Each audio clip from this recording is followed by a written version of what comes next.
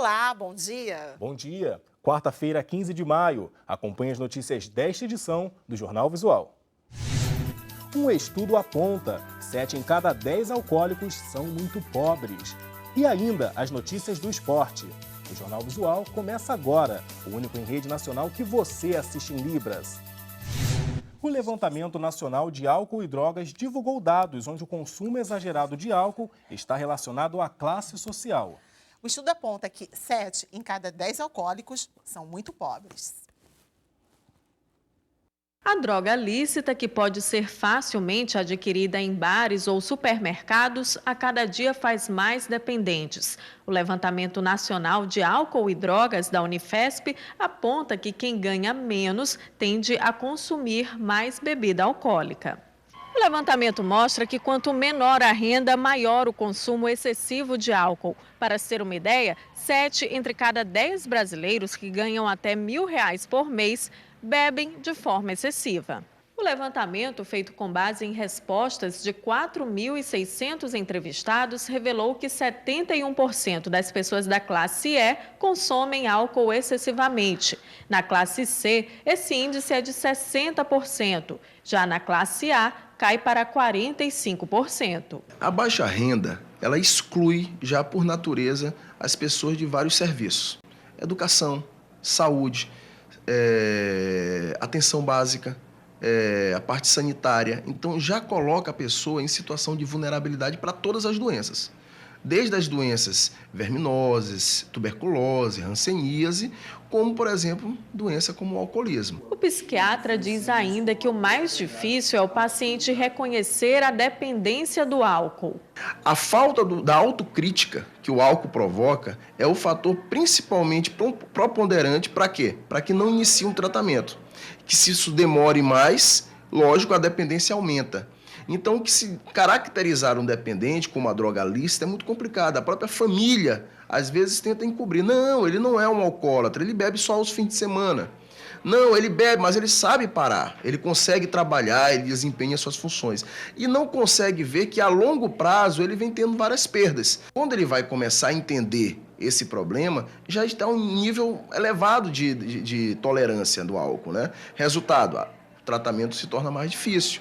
Francisco demorou a buscar ajuda para a dependência da bebida. O vício começou quando ele ainda era criança. Eu via os outros bebês, meu pai de criação, meu tio, e eu achava bonito. E aquilo eu fui me aprofundando. Que quando chegou mesmo num ponto que eu dei conta, eu já estava praticamente afundado. O funcionário público faz tratamento há cerca de 6 meses. Depois de casamentos desfeitos por conta da bebida e de praticamente perder o contato com as filhas, hoje Francisco tenta ter de volta a dignidade e corre atrás do tempo perdido. Comecei a largar mais o álcool, graças a Deus. Estou me fortalecendo mais. Eu passei minha vida para frente, pronto, procurar uma outra pessoa. O álcool que acabou comigo. Uma iniciativa coloca o Brasil na vanguarda da genética mundial. Uma bezerra é clonada a partir das células de gordura de outra vaca. É a primeira vez que esse tipo de clonagem é feita no mundo. A experiência é da Embrapa de Brasília. Parece uma bezerra como outra qualquer, mas para que ela nascesse foram necessários 4 anos de pesquisa. A bezerra recebeu o nome de Brasília porque nasceu há 15 dias, na semana em que a capital do país fazia aniversário. É a primeira vez na história da ciência que uma clonagem é feita com células do tecido adiposo, ou seja, gordura. Até então, todas as clonagens eram feitas por meio da pele ou de tecido embrionário. Brasília é da raça guzeira e a barriga de aluguel é uma girolanda. É só uma questão de tempo para que a bezerra fique idêntica à vaca que foram extraídas as células de gordura. Toda a experiência foi realizada neste laboratório. Para o pesquisador responsável, o resultado coloca o país na vanguarda da ciência genética mundial. Nos coloca numa situação bastante diferenciada. Nós já somos referência na produção de embriões in vitro, nos estudos de reprodução, de fecundação in vitro e também de clonagem. Muitos consumidores compram produtos com a chamada garantia estendida. Mas o que nem todos sabem é que é preciso ficar atento para não ser enganado. Saiba que cuidados devem ser tomados na hora de decidir por este tipo de seguro. Recém-casados, Mário e Virgínia tiveram 9 anos de noivado para planejar a compra dos móveis do apartamento que acabaram de reformar. Como eles não sabiam a data exata em que as obras terminariam, decidiram optar pela garantia estendida de eletrodomésticos, como a geladeira, a máquina de lavar e a televisão. Eu acho importante que a gente faça assim, uma garantia para caso aconteça alguma coisa, a gente ter um suporte de ser atendido.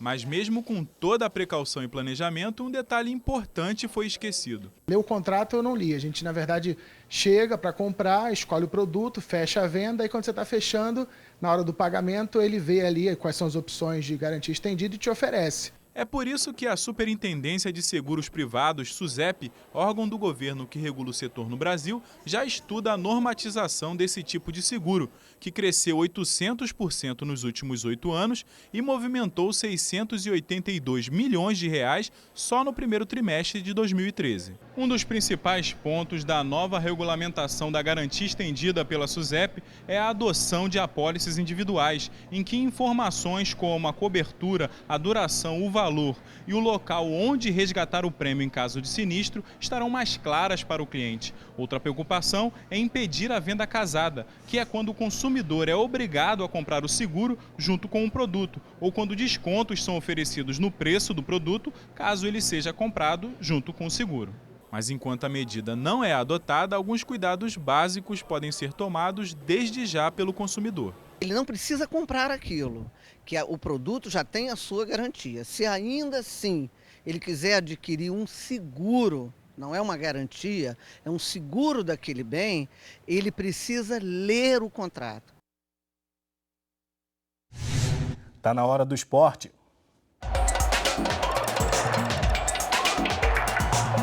Bom dia. E o Filipão convocou a seleção brasileira que vai disputar a Copa das Confederações. A expectativa era que ele vai chamar Kaká ou Ronaldinho. Vai chamar os dois, será? E no final das contas não chamou nenhum dos dois. O Kaká não se esperava mesmo, não vinha atuando bem e o Filipão só chamou uma vez. A expectativa realmente era Ronaldinho Gaúcho. E o Ronaldinho não foi chamado. Na verdade, nós temos dois Ronaldinhos. O que joga no Atlético Mineiro, que hoje é o melhor time do campeonato, e também Ronaldinho, destaque da equipe, e o Ronaldinho que joga na seleção brasileira. Um jogador que decepciona bastante por tudo que se espera dele. É bom lembrar que o Mano Menezes também o convocou 2 vezes, depois o deixou de lado.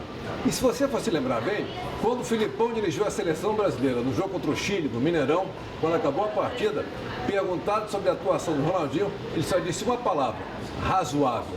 Então nós temos um Ronaldinho no Atlético Mineiro, que joga muito, e o Ronaldinho da seleção brasileira, que o Filipão não quer contar com ele para a Copa das Confederações. As demais posições, sem surpresa, muito boa realmente a presença do jovem Bernard, a revelação do Atlético Mineiro, um jogador que pode formar um meio de campo muito bom ao lado do Oscar. Filipão aposta na juventude, vai jogar em casa, tem um fator torcida ao seu lado. O Brasil tem uma boa equipe, tem um bom tempo agora de se preparar para a Copa das Confederações. A seleção vai se apresentar no dia 27 e a estreia do Brasil vai ser no próximo dia 15 de junho. Para você, um grande abraço e até a próxima sexta-feira.